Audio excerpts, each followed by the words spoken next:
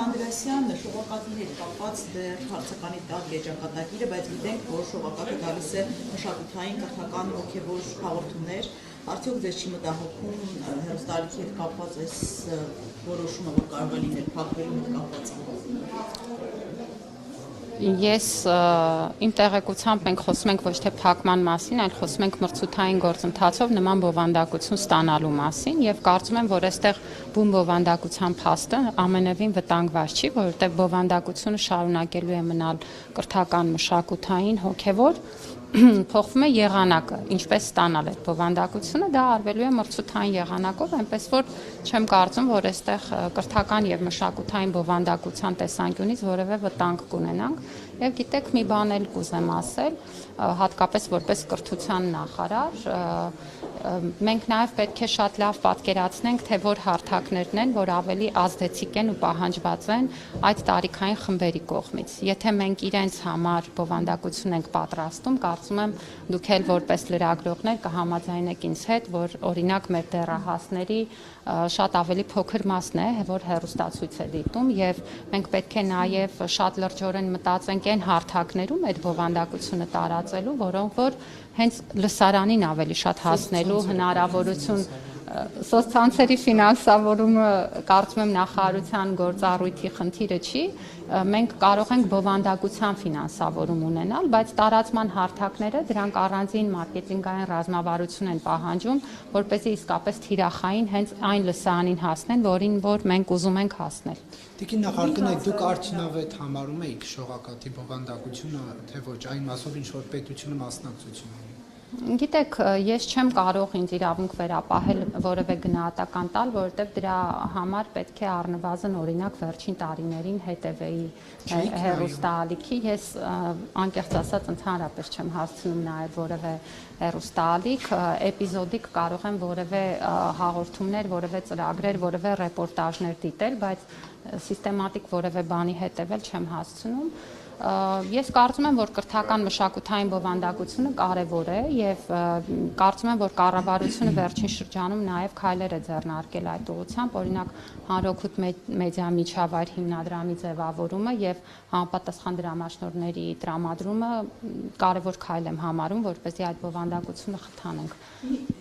Մի հարց Տիկին Անդրեասյան, ձեր բացատրությունները հասկանալի են, դիտումների հետ կապված կոնտենտի գուցե ավելի լավ հարթակներ տեղափոխելու, որ ավելի շատ տարածվի կրթական մշակութային հետ հաղորդումները, բայց տեսեք, այդ թեման շողակաթին հանրային հեռարձակման հնարավորություն զրկելու 1 տարի առաջ այստեղ ակտիվ քննարկվեց, ամեն դեպքում հրապարակային, երբ Բաղդադ Սրբազանը սկսել է շարժումը, եւ այստեղ էլ ասին չի փակենք այդ փողը տանք այդ շողակաթից բրցնենք, ու հետո սկսվեցին այդ քայլերը հասան այս հանգրվանին։ Տեսեք, դա տեղ ունեցավ վարչապետ, կաթողիկոս, հոգևորականներ այդ հակամարտության փուլում եւ ստացվեց, որ այսպես ահա քաղաքական վրեժխնդրություն դարձավ իրեն զրկելու հանրային հեռարձակման հնարավորությունից։ Դուք մտավախություն չունեք եւ ձեր ղեկավարած նախարարությունը չէր արարել մի տարբերություն հանրային խորհրդի դիրքորոշմանը։ Դուք մտավախություն չունեք, որ այս պատմության մեջ կմնաք մի նախարար, որը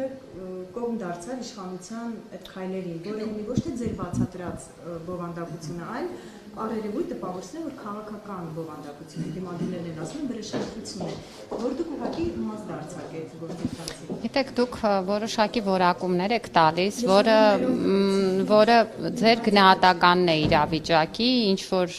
տրամաբանությամբ, ինչ որ գործընթաց։ Դե գիտեք, առերևույթ բառը արդեն ցույց է տալիս, որ դա որակում է, որտեղ առերևույթը ինքը որակման նշում ունեցող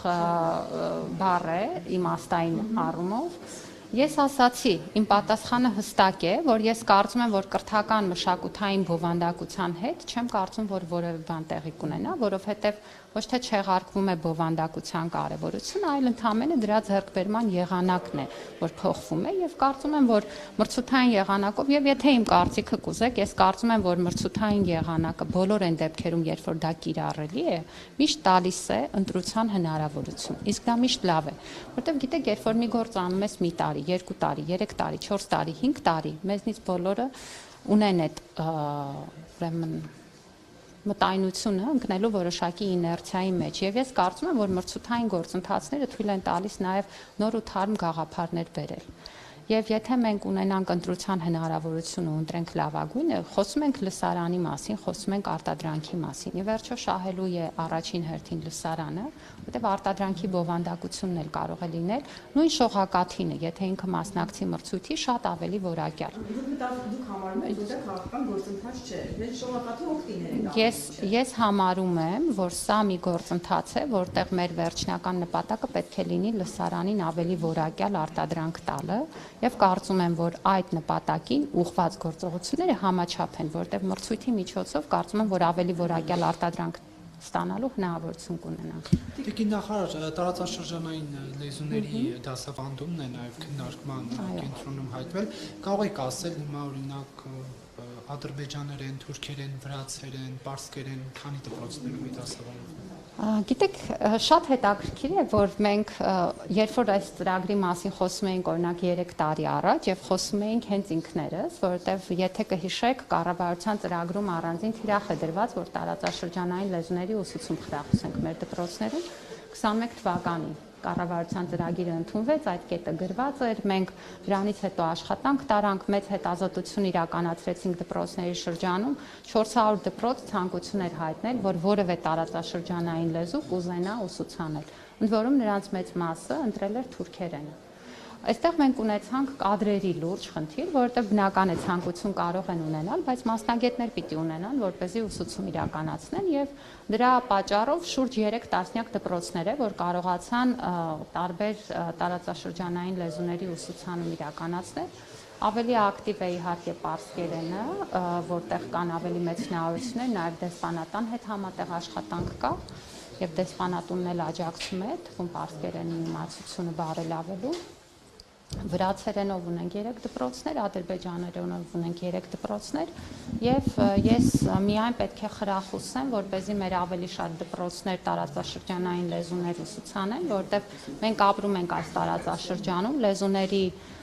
ուսուցանումը նաեւ միջոց է ճանաչել մեր տարածաշրջանը ու ես կարծում եմ, որ շատ կարեւոր է այդ գիտելիքը տարածել, որպեսզի մենք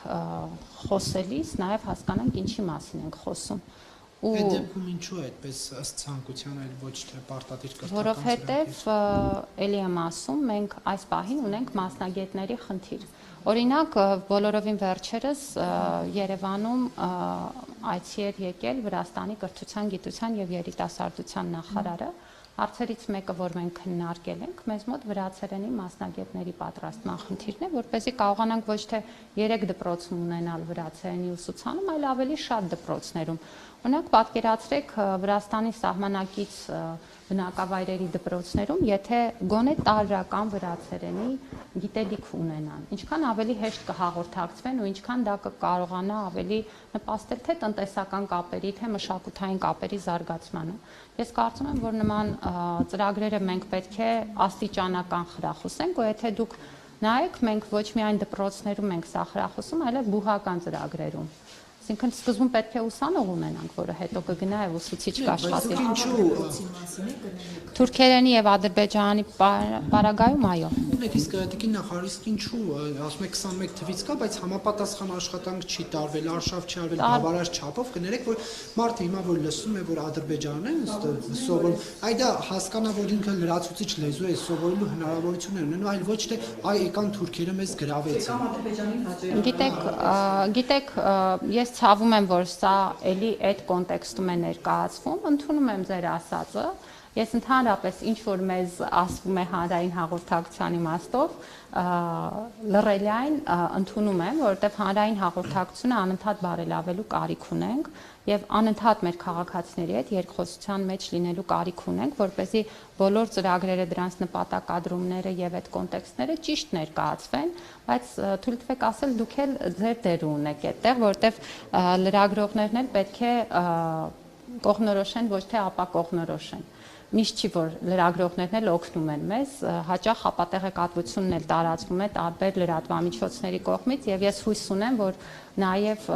այսօր մեր խոսակցությունը առիթ կտա, որպեսզի ճիշտ տեղեկատվություն տարածվի։ Մանկավարժական համալսարանում ռեկտորի հետ տեղի ունեցած դեպքից հետո պաշտոնակատարի նշանակում եղավ, հիմա գործունեությունը համալսարանի ընթացքի մեջ եկան, ինչ որ խնդիրներ։ Մենք հիմա գտնվում ենք ժամանակավոր պաշտոնակատարը իրավիճակի վերլուծության փուլում է եւ տարբեր հարցեր է նայում եւ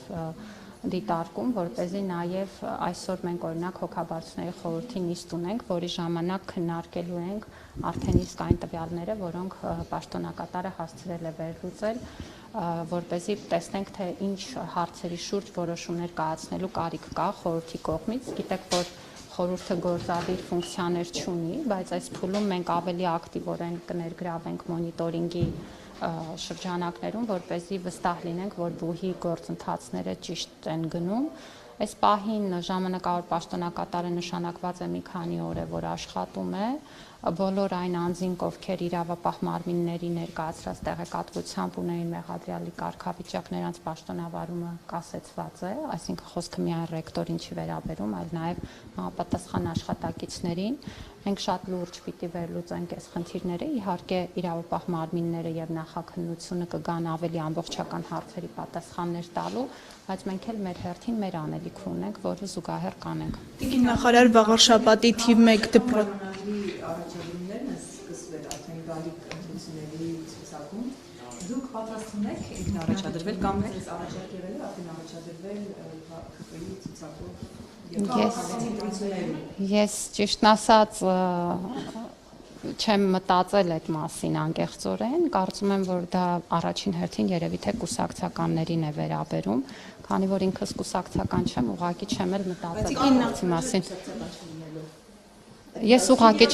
չեմ մտածել այդ հարցին, անկեղծ ասած, այս պահին զբաղվում եմ այն գործով, որով զբաղվում եմ։ Տիկին նախարար վաղուր շաբաթի թիվ 1 դպրոցի տնօրենը նաև ազատվեց պաշտոնից, նշված էր, որ նա քաղաքական զսպվածություն չի ցուցաբերել, որից հետո ուսուցիչները ձեզ դիմում ներկայացրեցին, պատասխանել էին կրթության բաժնից, որ կուսումնասիրեն եւ արդյունքների մասին կհայտնեն ուսուցիչներին։ Այս պահին ուսումնասիրել եք։ Այս պահին ուսումնասիրության ընթացքում է, որովհետեւ այդտեղ նաև լրացուցիչ տվյալներ են վերցրել մարզպետի աշխատակազմից, բնականաբար գրավոր, որպեսզի ամբողջական տեղեկատվություն ունենան։ Քաղաքացիները այո այցելել էին նախարարություն, հանձնել էին իրենց դիմում, մենք պատշաճ ժամկետներում կպատասխանենք բնականաբար։ Նախարար, կառավարության 2 նիստ առաջ Վայոց ձորի մարզի դպրոցներից մեկը լուծարվեց եւ միացվեց մեկ այլ գյուղի դպրոցի գյուղական համայնքների Եվ այս ֆոնին հարց է առաջանում, ինչպես է ստացվում, որ Մեդովկայում $2 միլիոն են ծախսում, դպրոց են կառուցում, իսկ այդ Վայոց ձորի մարզում չեն անում եւ միացնում են գյուղի դպրոցները միմյանց։ Կարևոր է ինչի մասին ենք խոսում, եկեք հստակեցնենք, դուք խոսում եք մի դպրոցի մասին, որը ուներ 2 աշակերտ եւ գրեթե չուներ ուսուցիչ եւ որտեղ դպրոցի անունը կար, իսկ իրականում բովանդակությունը չկար։ Եվ այդ երեխաների կրթության իրավունքի ապահովումն է առաջին հերթին, որ մեր օրվա խնդիրն է եւ ձեր նշած Վայոց ձորի մարզում տեղի ունեցած գործընթացը ուղղված էր նրան, որ մենք 2 երեխայի համար ապահովենք պատշաճ պայմաններ կրթության։ Ինչ վերաբերում է Մեդովկային, ես շատ ցավում եմ, որ Մեդովկայի դպրոցի, գիտեք, հատկապես Մեդովկայի դպրոցի մասին նման տեղեկատվություն տարածվեց եւ հրավիրում եմ բոլոր նրանց, ովքեր մի վարքյան անգամ կարող են կասկածել, արդյոք պետք է սարքել Մեդովկայի դպրոցը թե չէ, գնալ եւ տեսնել այդ դպրոցը։ Ես այդ դպրոցում եղել եմ, ես տեսել եմ այդ երեխաներին, իդեպ 64 երեխաներ են այնտեղ սովորում, եւ դեռ նախակրթարան պիտի բացվի, որտեղ ավելի շատ երեխաներ կգան։ Աղջիկների թիմ ունեն ֆուտբոլային, որը շատ մեծ ակտիվությամբ տարբեր մրցաշարերի է մասնակցում եւ որ դուք տեսնեք ինչպես են իրենց դպրոցը փայփայում, ինչպես են ամեն օրվա ամեն ժամը այնտեղ վայելում, կարծում եմ մնացած խոսակցությունները ուղղակի ամոթ է, անհարմար է, որ մենք խոսում ենք 64 երեխայի համար դպրոցական շենք ունենանք թե չունենանք։ Պետք է ունենանք բոլոր այն տեղերում, որտեղ տեսնում ենք, որ բնակավայրի զարգացումը, տրամաբանությունը, աշխարհագրական դիրքը դա է հուշում եւ մենք այս պահին կառուցում ենք, ես ներկայացնում եի տվյալները եւ մինչեւ մյուս տարվա վերջ ունենալու ենք ավելի քան 300 դպրոցներ մեր երեխաների համար։ Եկեք չխոսենք այն մասին, կառուցենք այս դպրոցը թե չկառուցենք, խոսենք այն մասին, որ բոլոր դպրոցները կառուցենք, որովհետև անհարմար է, որ մինչև հիմա ինձ ծնողներ են գրում, որ այս դպրոցում սանհանգույցը նորմալ չի, երեխաները չեն կարողանում օգտվել, ցրտում է ջեռուցումը նորմալ չի, սառում են։ Սրա մասին եկեք խոսենք, մեր երկրում չպիտի լինի նման իրավիճակ, նման պայման։ Դուք աջակցում եք վարչապետին հակակաթողիկոսական այս արշավում թե ոչ։ Ես կառավարության անդամ եմ եւ կիսում եմ կառավարության վարած քաղաքականությունը, ինչպես էլ պետք է լինի։ Շնորհակալություն։ Նախարար քպական падգամավորներից մեկը սեպտեմբերին սեկտեմբեր է ասում, հունվարին հունվար, ձեզ որպես նախարար սա նորմալ է թե արդյոք անդրագիր։ Եթե դուք լեզվական հարցերից եք խոսում, ես առաջարկում եմ կուսակցական պատկանելությունը չընդգծել։ Եթե ես սկսեմ մեկնաբանել ինձ ինչ տարբեր շրջանակներից, տարբեր քաղաքացիներ, մարդիկ, տարբեր քաղաքական թևերից ինչ սխալներով, ինչ գրություններ, նամակներ են գրում, երևի այսօրվա մեր ճեպազրույցը չավարտվի։ Լեզվական գրագիտությունը մեր ընդհանուր խնդիրն է, մեր հանրության։ Եվ երբ որ ես խոսում եմ հայերենի իմացության ամրապնդման մասին, ես խոսում եմ մեր բոլորի հայերենի իմացության ամրապնդման մասին։ Կամ բաներ, որ ես էլ կարիք ունեմ ամրապնդելու, կամ բաներ գուցե դուք էլ։ Եվ մեզնից յուրաքանչյուրը երևի, այնպես որ տեղին չի որևէ խնդիր առանձնացնել եւ մատնանշել։ Ի վերջո մենք ունենք նաեւ բարբառներ եւ տարբեր բարբառներում, որը ելի մեր լեզվի հարստությունն է, տարբեր բառեր ասվում են տարբեր կերպ։ Եվ գիտեք, ես նաև անթույլատրելի եմ համարում, երբ որ մարդկանց իրենց բարբառով խոսելու համար պիտակավորում եւ թիրախավորում են։ Մենք դպրոցներում ունենք առանձին բարբառագիտության դասեր հայերենի ուսուցման ժամանակ եւ նույնիսկ առանձին մենք նախագծեր ենք անում, որտեղ երեխաները հենց իրենց բարբառով տեսանյութեր կներկայացնեն։ Չպետք է մարդիկ ամաչեն իրենց բարբառից, դա քաղաքենիություն է, չի կարելի նման միջավայր ձևավորել հասարակության մեջ։ Մնացածը արդեն չեմ կարող մեկնաբանել։ Շնորհակալություն։ Կաթողիկոսը պետք է հեռանա տիկին նախարար։ Դուք ինձ ոնց որ այս մասին արդեն հարցրել եք, իմ դիրքորոշումը չի փոխվել։ Ես գտնում եմ, որ մեր եկեղեցին ունի բազմաթիվ խնդիրներ, շատ կարևորում եմ, որ հոգևոր կյանքը լինի այնպիսին, ինչպիսին պիտի լինի, այսինքն դա առաջին հերթին լինի հոգևորի մասին։ Չեմ կարծում, որ այս պահին այն ինչ տեղի է ունենում կապ ունի հոգևորի հետ, դա ինձ ինչպես եւ ցանկացած մեր երկրի քաղաքացու խորը ցավ է պատճառում։ Ես հույս ունեմ, որ այդ իրավիճակը արագ կհանգուցալուծվի եւ կարծում եմ, որ առաջին հերթին եկեղեցու շահերից է բխում հոգևոր կյանքի նորոգման գործընթացը եւ իմ կարծիքով իմ պատասխանը։ Նախարար, եթե հոգևոր հավաք կազմակերպվի, դուք կմասնակցեք։